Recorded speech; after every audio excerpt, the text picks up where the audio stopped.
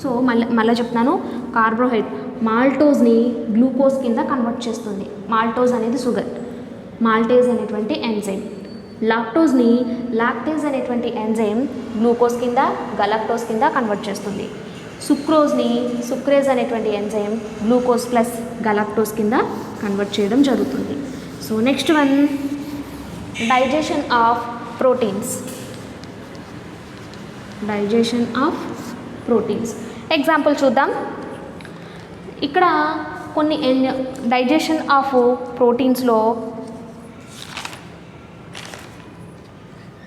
ప్రోటీన్స్లో example చూసినట్లయితే peptones.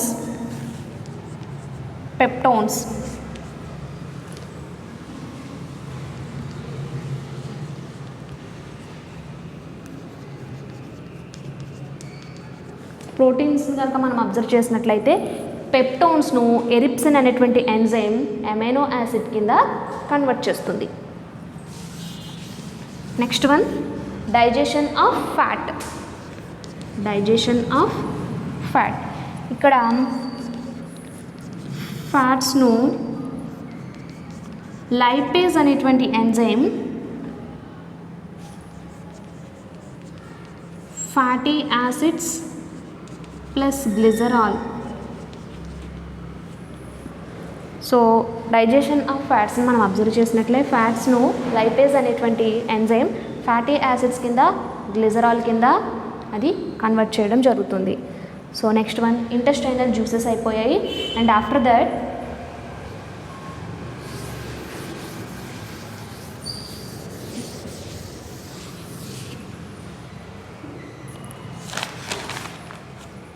pancreatic juices.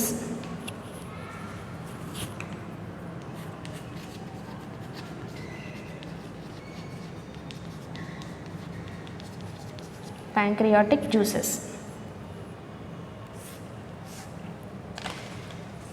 So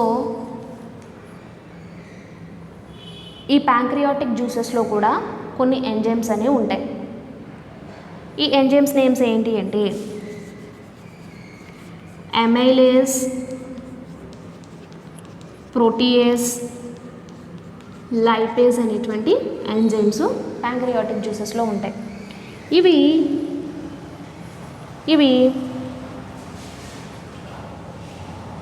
ఈ pancreatic juices అనేవి కార్బోహైడ్రేట్స్ని, ప్రోటీన్స్ని, ఫ్యాట్స్ని ఎలా కన్వర్ట్ చేస్తాయో చూద్దాం. సో కార్బోహైడ్రేట్స్ని, స్టార్చ్ని అమైలేజ్ అనేటువంటి ఎంజైమ్ మాల్టోస్ కింద కన్వర్ట్ చేస్తుంది కార్బోహైడ్రేట్స్లో. ప్రోటీన్స్ని అబ్జర్వ్ చేసినట్లయితే ప్రోటీన్స్ని ట్రిప్సిన్ అనేటువంటి ఎంజైమ్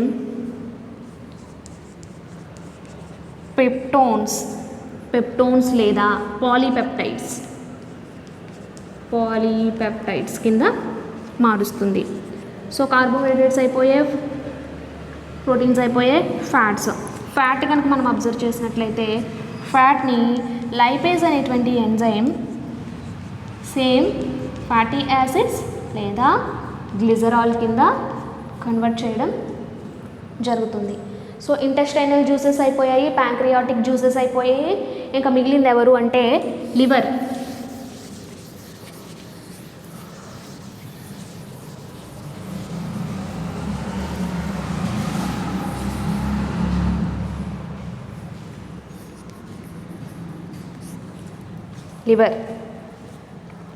సో లివర్ అనేది ఎల్లోయిష్ గ్రీన్ ఫ్లూయిడ్ని ప్రొడ్యూస్ చేస్తుంది. సో ఈ ఎల్లోయిష్ గ్రీన్ ఫ్లూయిడ్ని ఏమంటాము అంటే బైల్. లివర్ అనేది దేన్ని సెక్రెట్ చేస్తుంది? ఎల్లోయిష్ గ్రీన్ ఫ్లూయిడ్ని సెక్రెట్ చేస్తుంది. సో దాన్ని ఏమంటాము అంటే బైల్ లేదా బైల్ పిగ్మెంట్స్ అంటాము. సో ఈ బైల్ అనేది అంటే ఈ బైల్ అనేది ఎక్కడ స్టోర్ అవుతుంది అంటే స్టమక్ ఉంది కదా, స్టమక్ దగ్గర నుంచి డియోడినం స్టార్ట్ అయింది. సో ఇక్కడ మనకి ప్యాంక్రియాస్ అనేది ఉంటుంది. ఇక్కడ ఈ ఇక్కడి నుంచి మనకి గాల్ బ్లాడర్ వస్తుంది. ఈ బైల్ అనేది లివర్ సెక్రెట్ చేసినటువంటి బైల్ గాల్ బ్లాడర్లో స్టోర్ అయి ఉంటుంది. సో గాల్ బ్లాడర్లో స్టోర్ అయిన తర్వాత ఇది స్మాల్ ఇంటెస్టైన్కి బైల్ని క్యారీ చేయడం జరుగుతుంది. అంటే గాల్ బ్లాడర్లో స్టోర్ అయిన తర్వాత ఈ బైల్ని స్మాల్ ఇంటెస్టైన్లోకి అది క్యారీ చేస్తుంది. ఈ బైల్ జ్యూసెస్లో ఎటువంటి డైజెస్టివ్ ఎంజైమ్స్ అనేవి ఉండవు. డైజెస్టివ్ ఎంజైమ్స్ ఉండవు, కానీ ఇవి ఫ్యాట్స్ని ఎమల్సిఫికేషన్, డైజెస్టివ్ ఎంజైమ్స్ ఏమీ ఉండవు. అంటే ప్యాంక్రియాటిక్ జ్యూసెస్లో ఎంజైమ్స్ ఉన్నాయి, డైజెస్టివ్ ఎంజైమ్స్ ఉన్నాయి. నెక్స్ట్ వన్ ఇంటెస్టైనల్ జ్యూసెస్లో డైజెస్టివ్ ఎంజైమ్స్ ఉన్నాయి, కానీ లివర్లో డైజెస్టివ్ ఎంజైమ్స్ ఏవి లేవు. కానీ ఇది ఎమల్సిఫికేషన్ అనేటువంటి ఒక చర్య ద్వారా ఫ్యాట్ని ఇది స్ప్లిట్ చేసి డ్రాప్లెట్ కింద కన్వర్ట్ చేస్తుంది. ఫ్యాట్స్ని స్ప్లిట్ చేసి ముక్కలుగా చేసి డ్రాప్లెట్స్ కింద ఇది కన్వర్ట్ చేయడం జరుగుతుంది. సో నెక్స్ట్ వన్, సో ఇప్పటి వరకు కూడా ఇంటెస్టైనల్ జ్యూసెస్, ప్యాంక్రియాటిక్ జ్యూసెస్ వీటి గురించి డిస్కస్ చేసుకున్న, లివర్ వీటి గురించి డిస్కస్ చేసుకున్నాము. So next one, absorption of digested food.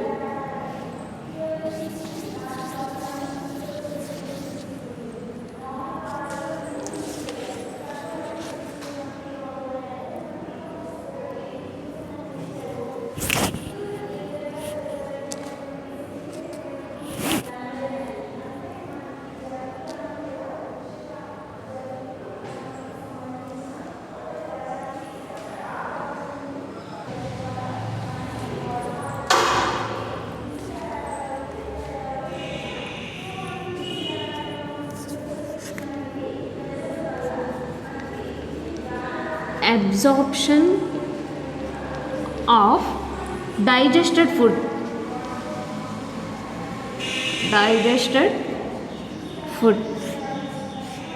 Absorption of digested food. So maximum food అంతా కూడా స్మాల్ ఇంటెస్టైన్లో డైజెషన్ కంప్లీట్ అయ్యి స్మాల్ ఇంటెస్టైన్లో అబ్జార్ప్షన్ అనేది జరుగుతుంది. స్టమక్లో మనం అబ్జర్వ్ చేసినట్లయితే స్టమక్లో వాటర్, ఆల్కహాల్, సాల్ట్స్ ఇవన్నీ కూడా స్టమక్లో అబ్జార్ప్షన్ జరుగుతుంది. మిగిలినవన్నీ కూడా స్మాల్ ఇంటెస్టైన్లో అబ్జార్ప్షన్ అనేది జరుగుతుంది. స్మాల్ ఇంటెస్టైన్ మనం అబ్జర్వ్ చేసినట్లయితే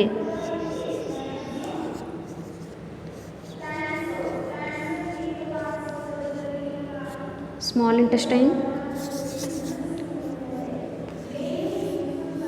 అంటే డ్యూడినం, ఇలియం, జెజూనం ఇవి ఉన్నాయి కదా. స్మాల్ ఇంటెస్టైన్ని కనుక మనం అబ్జర్వ్ చేసినట్లయితే small intestine inner part, small ఇంటెస్టైన్లో ఇక్కడ మనం లోపల అబ్జర్వ్ చేసినట్లయితే స్మాల్ ఇంటెస్టైన్ లోపల వేళ్ల వంటి చోషకాలు అంటే పాపిల్లిఫార్మ్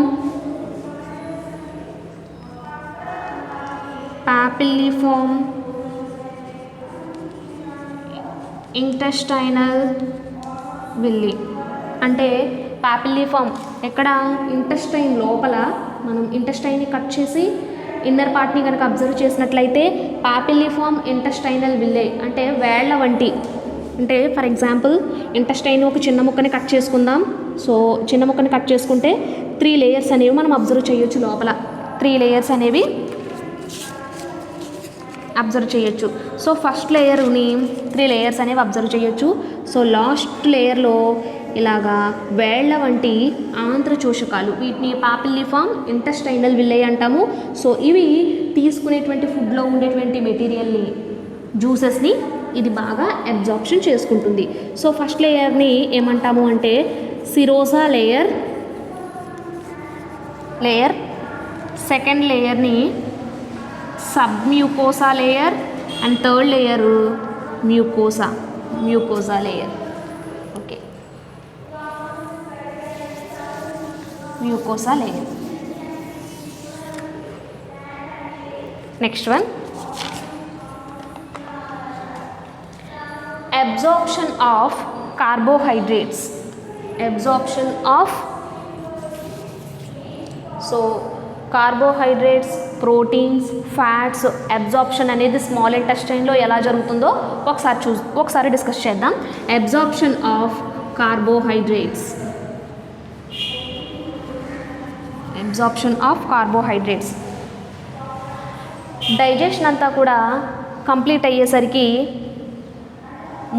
డైజెషన్ అంతా ఇక్కడ ఏం చెప్పుకున్నాం, కార్బోహైడ్రేట్స్ గురించి చెప్పుకున్నాం. అంటే స్మాల్ ఇంటెస్టైన్లో carbohydrates, proteins, vitamins, fats, minerals, water ఇవన్నీ కూడా స్మాల్ ఇంటెస్టైన్లో ఎలా అబ్జార్ప్షన్ జరుగుతుందో ఒకసారి డిస్కస్ చేసుకుందాం. So first one, absorption of carbohydrates. Absorption of కార్బోహైడ్రేట్స్లో సో కార్బోహైడ్రేట్స్ అనగానే మనకి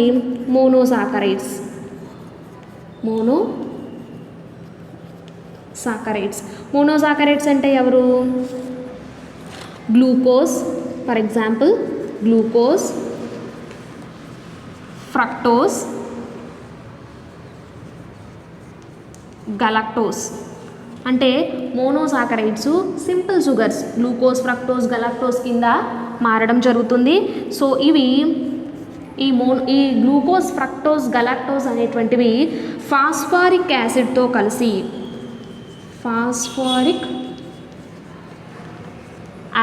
కలిసి ఇవి ఈ ఫాస్ఫారిక్ యాసిడ్ షుగర్తో కలిసి ఎలా కన్వర్ట్ అవుతాయి అంటే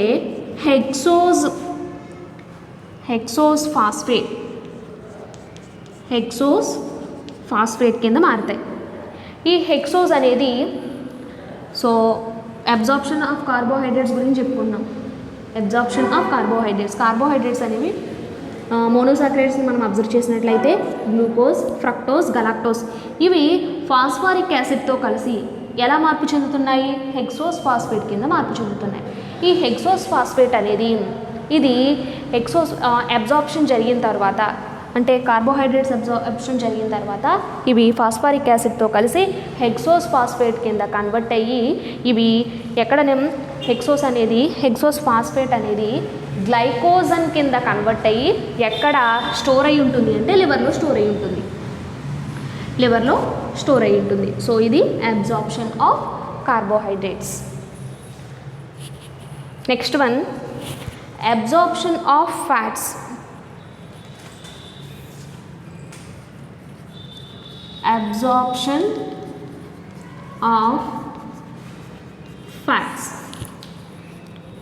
absorption of fats. So digestion అంతా కంప్లీట్ అయ్యేసరికి ఫ్యాట్స్ అనేవి ఎలా కన్వర్ట్ అవుతాయి అంటే ఫ్యాటీ యాసిడ్స్ కింద ఇవి ఫ్యాటీ యాసిడ్స్ కింద కన్వర్ట్ అయ్యి అబ్జార్ప్షన్ అనేది స్మాల్ ఇంటెస్టైన్లో జరుగుతుంది. Next one, absorption of proteins. Absorption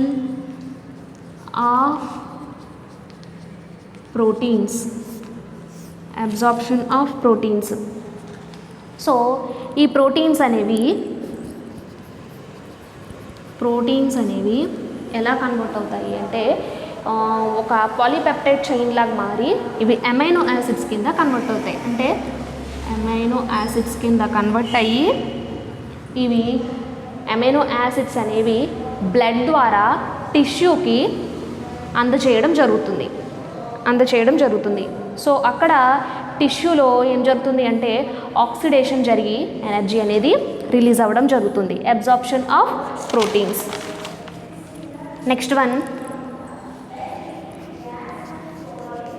absorption of nucleic acids.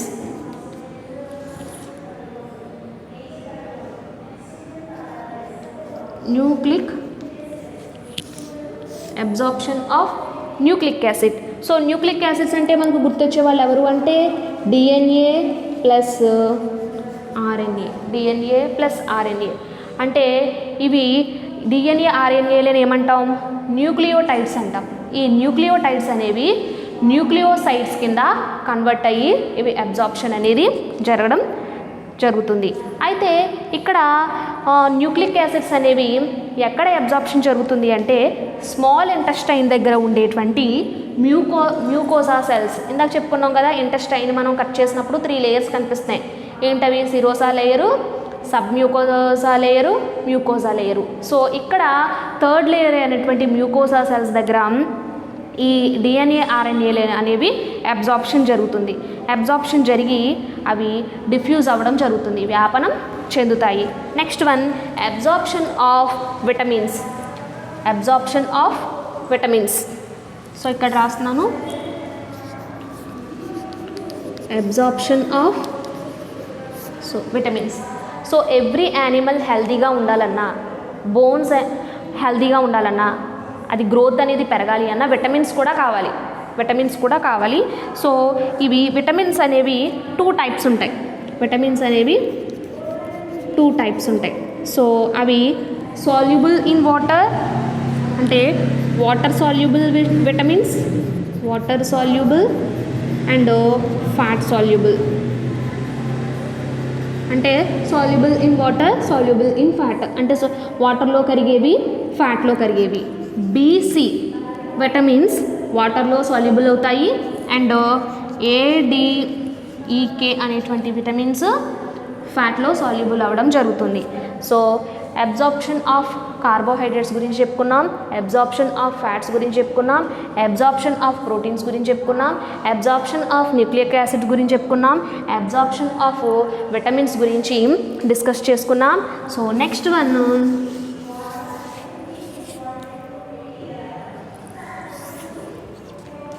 absorption of electrolytes.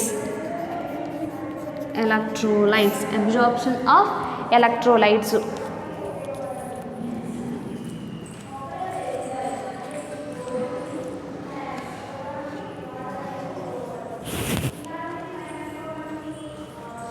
So electrolytes అన్నీ కూడా ఎక్కడ అబ్జార్ప్షన్ జరుగుతుంది అంటే స్మాల్ ఇంటెస్టైన్. సో అబ్జార్ప్షన్ అంతా అంటే ప్రేగు యొక్క కుడ్యం ద్వారా అబ్జార్ప్షన్ అనేది, ఎలక్ట్రోలైట్స్ యొక్క అబ్జార్ప్షన్ అనేది జరుగుతుంది. So next one, absorption of calcium, calcium. So ఈ కాల్షియం అనేది గ్రోత్ పెరగాలి అంటే డెఫినెట్గా కాల్షియం అనేది చాలా ఇంపార్టెంట్. యంగ్ వన్స్లో అనేది కాల్షియం అబ్జార్ప్షన్ బాగా జరుగుతుంది. ఓల్డ్ ఏజ్ వచ్చేసరికి కాల్షియం అబ్జార్ప్షన్ అనేది చాలా తక్కువగా ఉంటుంది. అందుకే యంగ్ వన్స్లో గ్రోత్ అనేది బాగా ఉంటుంది. సో ఇక్కడ ఏమవుతుంది అంటే కాల్షియం అబ్జార్ప్షన్ అనేది ఎక్కడ జరుగుతుంది అంటే స్మాల్ ఇంటెస్టైన్ యొక్క జియోడినమ్ దగ్గర కాల్షియం అనేది ఎక్కువగా అబ్జార్ప్షన్ అనేది జరుగుతుంది.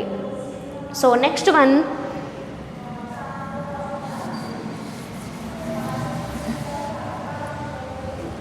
Absorption of iron. ఇది ఇంటెస్టైన్ యొక్క మ్యూకోజా లేయర్ దగ్గర, అంటే 3 లేయర్స్ చెప్పుకున్నాం, మళ్ళీ చెప్తున్నాం, serosa layer, submucosa layer, mucosa layer. ఇది మ్యూకోజా లేయర్ దగ్గర ఐరన్ అనేది, అంటే స్మాల్ ఇంటెస్టైన్ మనం అబ్జర్వ్ చేసినట్లయితే 3 లేయర్స్ ఉంటాయి అన్నాం. 3 లేయర్స్ లోపల 3rd లేయర్ మ్యూకోజా దగ్గర ఐరన్ అనేది పునఃశోషణం చెందుతుంది, అబ్జార్ప్షన్ అనేది జరుగుతుంది. ఇంకా ఎక్సెస్ ఐరన్ ఏదైనా మిగిలితే, అబ్జార్ప్షన్ జరిగిన తర్వాత కూడా ఎక్సెస్ ఏదైనా మిగిలితే అది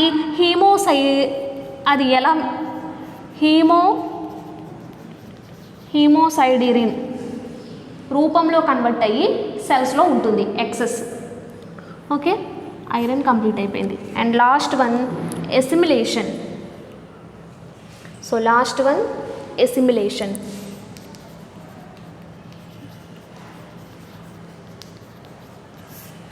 ఎసిమిలేషన్.